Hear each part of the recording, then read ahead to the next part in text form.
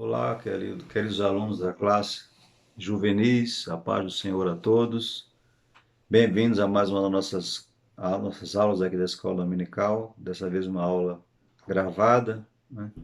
Nós temos aí em mãos nossa revista, peço que você pegue a sua revista, pegue a sua Bíblia, abra no livro do profeta Zacarias, capítulo Zacarias, a lição do número 12, né? Zacarias, o reinado do Messias.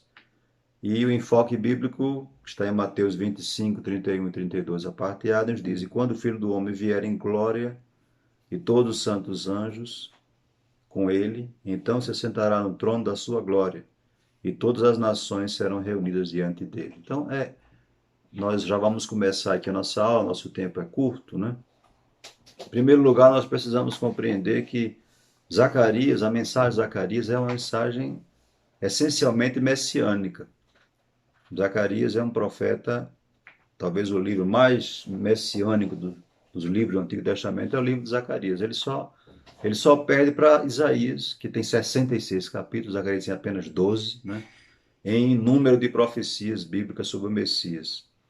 Em primeiro lugar, preciso dizer a vocês que Zacarias profetizou junto com Ageu, né? O livro de Zacarias é um livro dividido em três partes. A primeira parte do livro, dos capítulos de 1 a 8, é uma série de 8 visões que Zacarias teve, relacionados a esse primeiro momento, que é o momento em que ele profetizou junto com Ageu. Qual é o ministério de Zacarias e de Ageu? Nesse primeiro momento é o ministério para a reconstrução do templo de Jerusalém. Nós sabemos que o povo voltou do cativeiro em 538 a.C., depois da ordem de Ciro. Eles voltaram animados, é verdade que voltou um pequeno número, a maior parte do povo não voltou do cativeiro, ficou lá em Babilônia porque quis ficar, né? Já tinha suas vidas lá, já estava acostumado com o cativeiro, alguns já tinham negócios, né, finanças, interesses econômicos e outros, e ficaram no cativeiro, não quiseram voltar. Esse grupo pequeno que voltou enfrentou dificuldade, enfrentou resistência. A primeira dificuldade foi quando eles tentaram reedificar o templo sofreu um embargo, a obra foi embargada, a obra foi paralisada pela ação dos samaritanos, pela ação dos opositores, que não queriam a reconstrução do templo.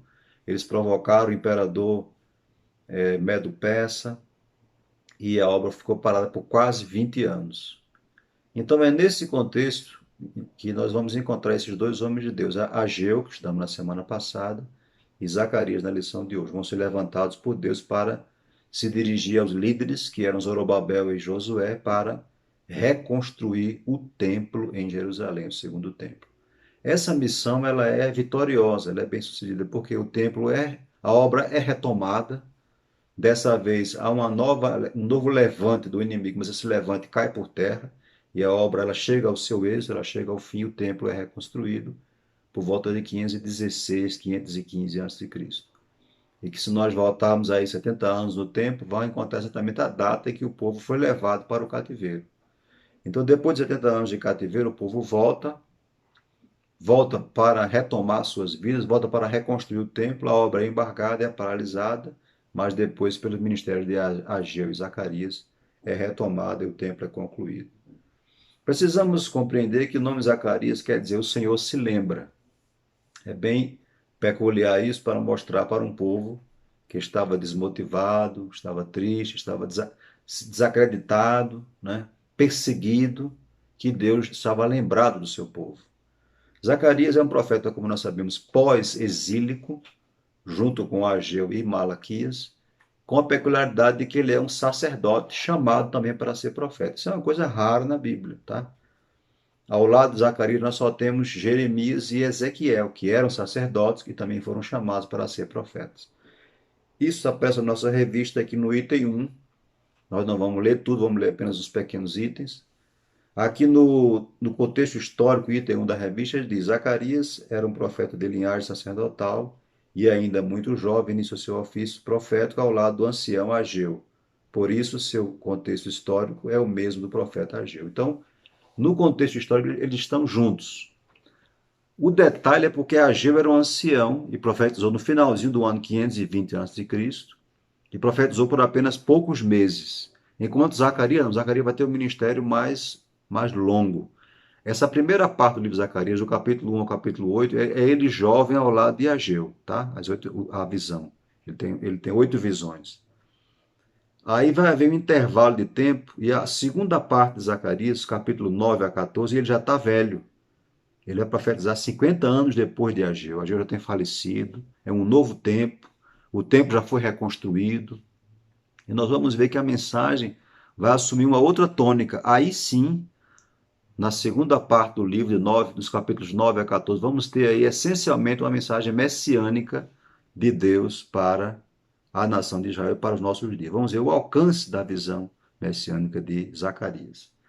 Então, em primeiro lugar, vamos olhar aqui que as 8 visões de Zacarias. Na revista há um quadro que traz as 8 visões. Primeira visão dos cavalos, onde Deus promete trazer paz e prosperidade a Jerusalém. A segunda visão dos 4 chifres e 4 ferreiros, onde Deus diz que as nações que se levantarem contra Israel serão destruídas pelo Senhor. A terceira visão é a visão de Jerusalém, ela é medida pelo anjo, um cordel de medir, e aqui Deus fala para o seu povo o seguinte, que o povo cresceria tanto que a sua proteção não seria os muros da cidade, mas o próprio Deus e a sua glória. Por falar nessa visão, tem um tema aqui interessante, um texto, que eu queria compartilhar com vocês, aqui no capítulo 3 de Zacarias, aliás, no capítulo 2, né, a terceira visão. Olha só o que diz aqui o texto da sua Bíblia, abre aí sua Bíblia, em Zacarias, capítulo 2, versículo 5, que diz, e eu, diz o Senhor, serei para ela, Jerusalém, um muro de fogo em redor, e eu mesmo, no meio dela, a sua glória. É bem interessante isso. Deus promete que Jerusalém iria crescer tanto, seria tão abençoada, que iria ser habitada por uma quantidade tão grande de gente que muros não iriam contê-los. E que ele, o Senhor, seria um muro de fogo em redor da cidade. Isso é bem impactante para nós nos dias de hoje. Estamos vivendo confinados, cada um dentro das suas casas, com medo do coronavírus, em que Deus diz pela sua palavra que ele é o muro de fogo que está ao redor do seu povo. Então, essa é a palavra que Deus tem para nós, né? Que ele é a nossa proteção, que ele é o nosso Deus e que ele está ao redor de cada um de nós, ao nosso redor, para nos guardar.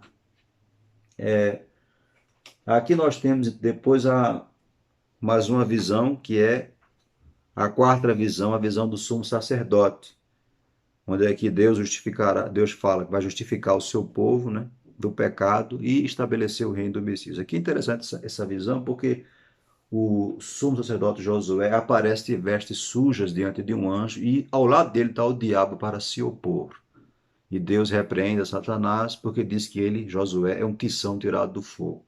Esta visão aqui mostra que o povo de Israel tinha passado pelo fogo do cativeiro, tinha sido purificado dos seus pecados, né, lá no cativeiro, especialmente o pecado da idolatria, e que quando o povo volta para reconstruir o templo, toda a oposição que está havendo para a reconstrução do templo vem do diabo. Então, aqueles samaritanos, aqueles líderes locais se levantaram para impedir a obra, estavam sendo usados pelo diabo. Nós não podemos ignorar isso, tá, amados? A Bíblia fala na carta do apóstolo Paulo, não podemos ignorar os desígnios de Satanás. Ele é enganador, ele é opositor da obra de Deus. Ele é acusador. Lá em Apocalipse, capítulo 12, versículo 10, ele é chamado de o acusador de nossos irmãos. Então ele está a nos acusar todo dia. Então, quando você se deparar com oposição, quando se deparar com um obstáculo, quando você quer fazer a obra de Deus, quando você quer orar, quando você quer se jejuar, quando você quer se consagrar, e começam a aparecer obstáculos, pode crer que esse obstáculo que está levantando é o diabo. O diabo tem interesse em que haja progresso espiritual. O diabo tem interesse em que você ore mais, que se você se consagre mais, seja santo mais, e que a obra de Deus seja feita através da sua vida. No entanto, ele se levanta, ele pode se opor, mas o Deus que está conosco nos dá a vitória. Então o Senhor repreendeu a Satanás. O Josué, o sumo sacerdote, ele foi ali, teve as suas vestes trocadas, de vestes sujas, simbolizando vestes do pecado, por vestes novas, limpas, né? E seu pecado foi ali removido. Então é muito interessante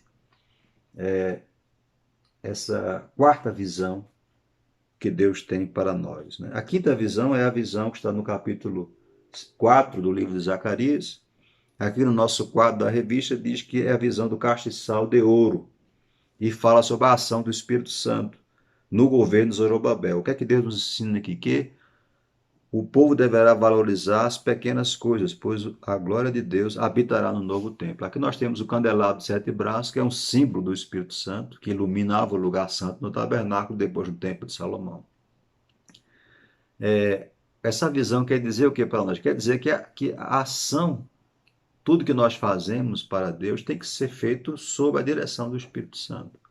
Aqui nós temos talvez o versículo mais conhecido de Zacarias, que é o versículo 6 do capítulo 4, que diz: Esta é a palavra do Senhor a Zorobabel, não por força nem por violência, mas pelo meu espírito, diz o Senhor dos Exércitos. Essa passagem é bem conhecida, ninguém sabe às vezes que é Zacarias, né? Então, a obra de Deus, ela é feita pelos capacitados pelo Espírito Santo. Nesta visão, há um candelabro que é alimentado por 2 oliveiras que estão ao lado desse candelabro. Essas oliveiras, na visão, simbolizam Zorobabel e Josué. O primeiro é o líder político, o governador, o segundo é o líder espiritual, o sumo sacerdote. O que significa isso? Que Deus levanta homens de Deus e capacita pelo Espírito Santo para guiar e conduzir o seu povo dentro dos seus projetos.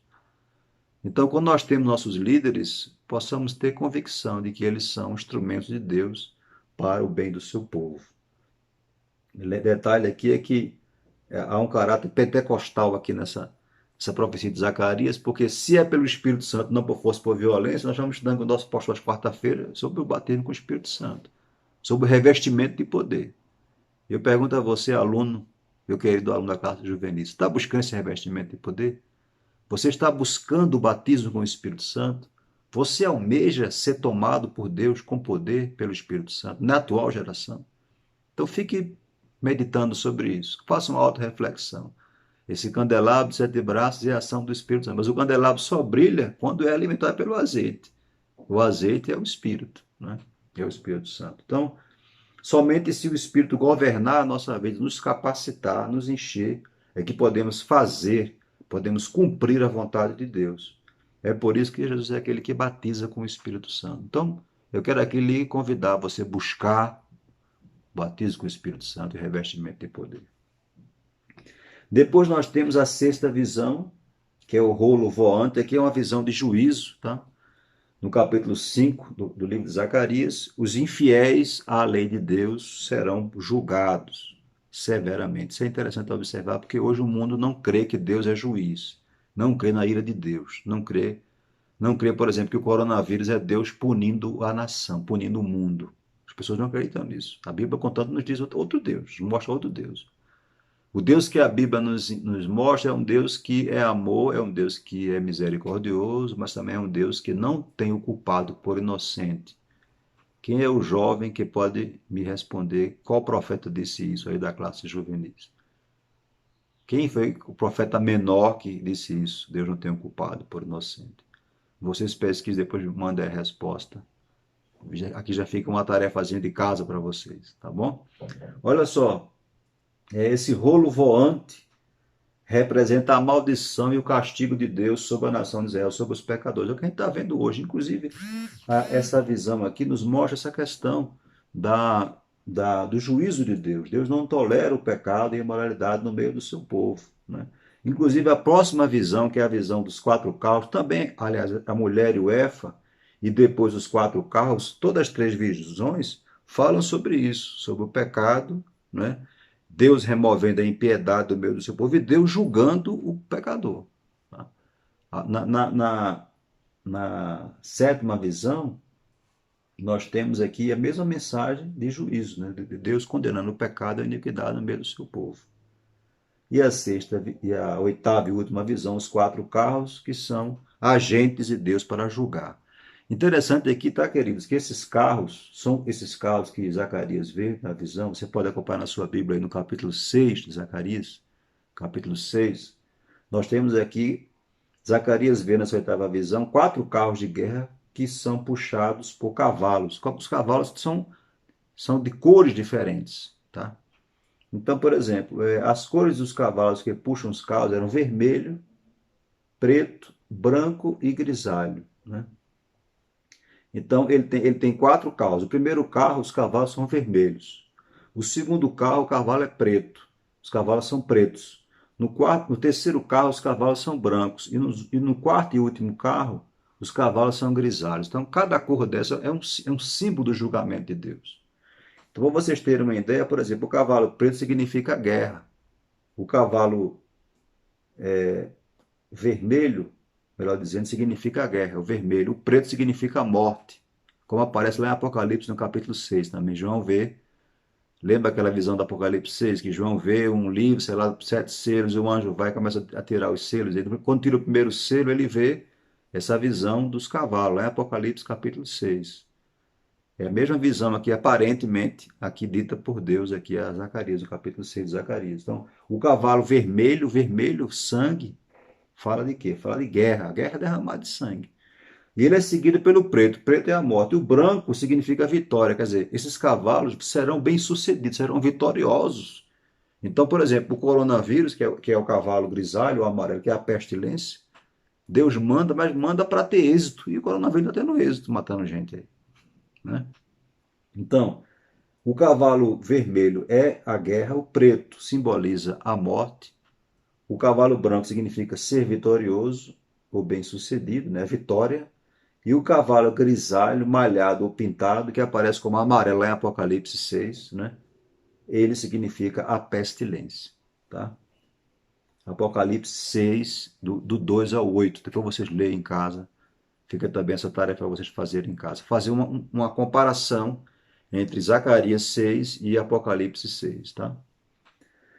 Depois nós temos a segunda parte do livro, que é uma espécie de ato, de parênteses, capítulos 6 e 7. Aliás, 7 e 8 de Zacarias, aqui na revista, que são recomendações à obediência. A falta de comprometimento daquela geração com a justiça que agradava ao Senhor fez dos seus jejuns um ato vazio de significado. Deus exorta o seu povo a não seguir o caminho de seus pais, que foram punidos pela insubmissão. O Senhor quer obediência e não sacrifícios irrefletidos.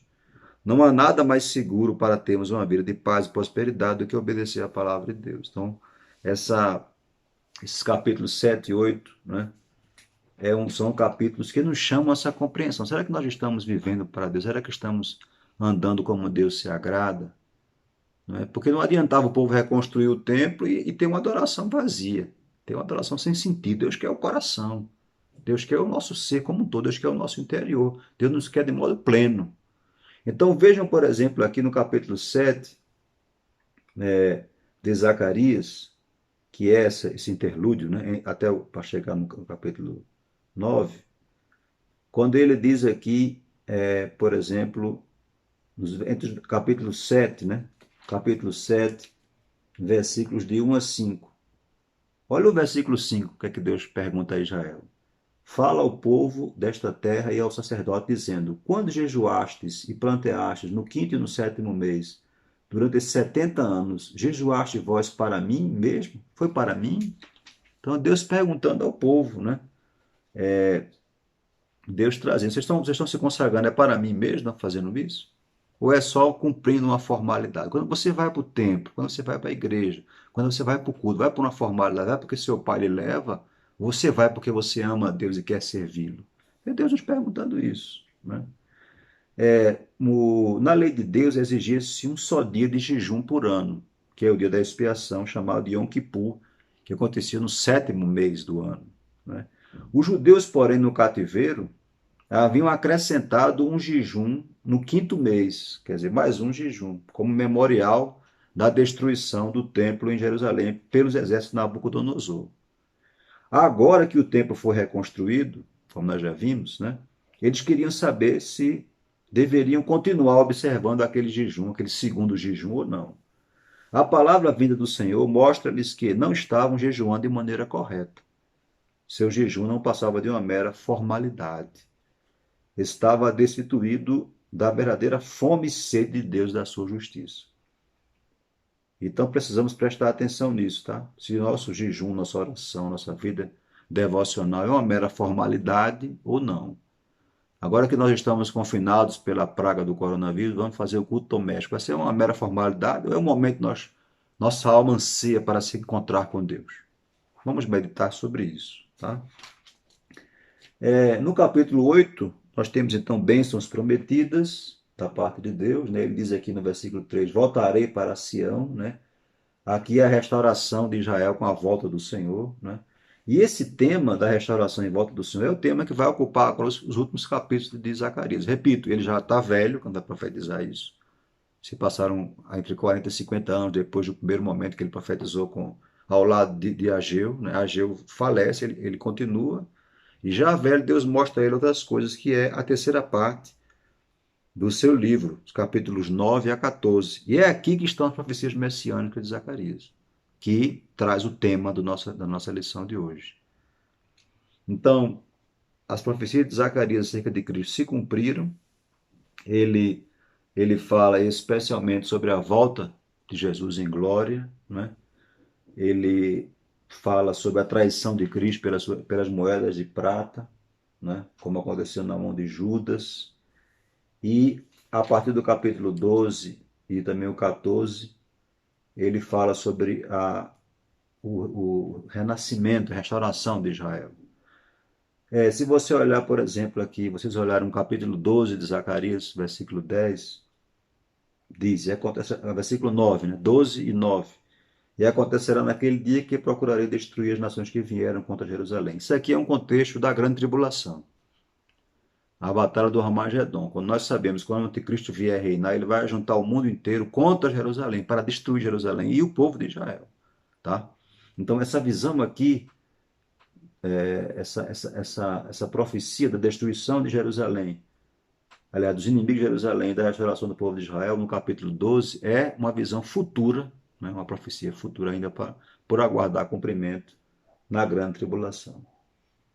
E aí ele diz, versículo 10 do capítulo 12, e sobre a casa de Davi e sobre os habitantes de Jerusalém derramarei o espírito de graça e de súplicas, e olharão para mim a quem transpassaram, e o prantearão como quem pranteia por um unigênito, e chorarão amargamente por ele, como se chora amargamente pelo primogênito.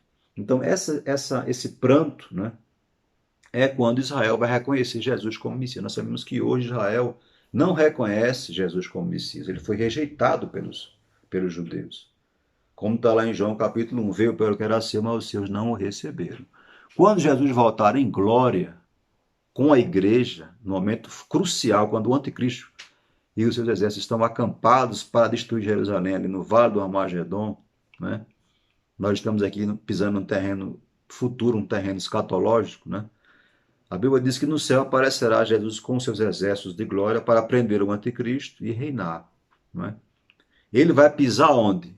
Zacarias vai nos dizer no capítulo 14 que ele vai pisar sobre o Monte das Oliveiras. Então Israel verá o seu Messias, Israel se arrependerá, Israel chorará, né? E aqui haverá então a salvação.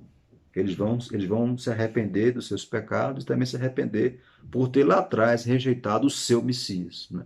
Israel ainda hoje espera o seu Messias. Eles vão se enganar pelo anticristo, vão achar que o Messias é o anticristo, depois vão perceber que não é, até que Jesus apareça então em glória. Então, no capítulo 14, que é o capítulo que nós chamamos a nossa leitura bíblica em classe, é o 14, né?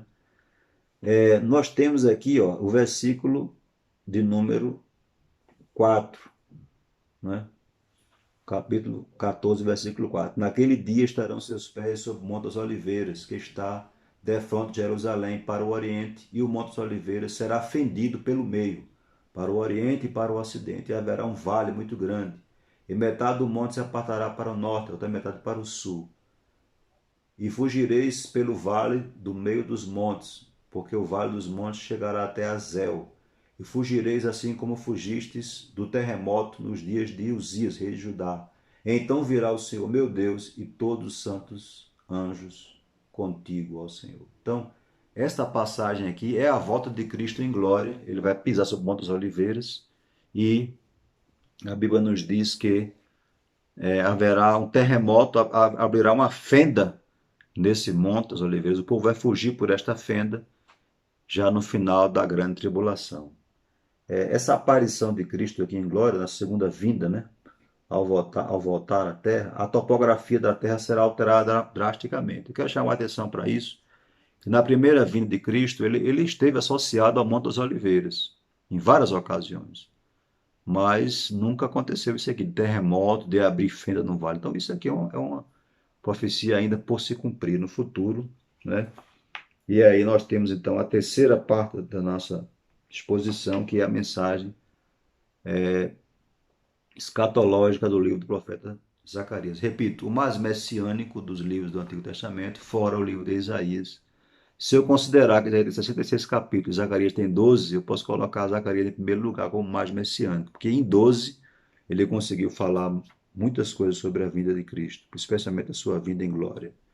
Então, aqui na nossa revista, no item 3, a mensagem de Zacarias, nós temos o propósito da mensagem do profeta Zacarias, acompanhe na sua revista, era fortalecer a confiança do seu povo, afirmando que, mesmo após o exílio, Deus ainda tinha planos para Israel.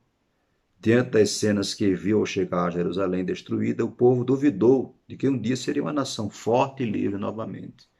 É natural que os olhos humanos ponham suas esperanças no que veem, mas o nosso Deus nos orienta a crer no impossível. Deus abriu o mar diante de milhares de judeus para fazê-los escapar do Egito e fez de mulheres estéreis mães de muitos filhos. Acaso haveria alguma coisa difícil para o Senhor? Nos pergunta Gênesis 18 e 44. O profeta Zacarias conduz o olhar dos judeus para as promessas do Senhor, a vinda esplendorosa do Messias e seu governo eterno. Então, que Deus nos ajude, que Deus nos abençoe, que possamos olhar para a palavra de Deus, olhar para as promessas de Zacarias e crer que nada está perdido. Esse é um momento que a gente está atravessando na humanidade difícil, de desesperança, de medo, de inquietação, de dúvidas, não é? No entanto, a palavra de Deus, ela nos orienta, ela nos anima, ela nos fortalece, ela nos faz acreditar que há uma saída, porque Deus é o nosso Salvador. Amém? Vamos orar?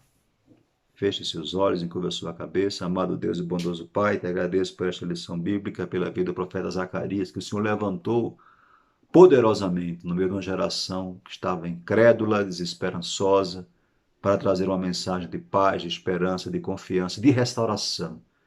Que nesse momento estamos vivendo hoje, Pai, onde as tuas pragas têm chegado ao mundo, para que os homens possam se voltar para ti, assim como está aqui em Zacarias 1 e 3. Tornai-vos para mim, e eu tornarei para vós, diz o Senhor. Que possamos, ó Pai, nesses dias tenebrosos, nos voltarmos para ti, te adorarmos com mais fervor, com mais sinceridade, termos uma vida cristã mais alicerçada na tua palavra, mas colocar nossa vida no teu altar. Eu te peço a tua bênção sobre estes jovens da classe juvenis. Suas vidas, coloca em tuas mãos, que eles sejam teus agentes, Senhor, na tua geração, usados poderosamente por ti para mudar o curso deste mundo. Eu te oro e assim te agradeço em nome de Jesus. Queridos, a paz do Senhor, Deus abençoe. Só lembrando que a nossa provinha, que seria hoje, ficou adiada, tá bom? Deus abençoe a todos. Paz do Senhor.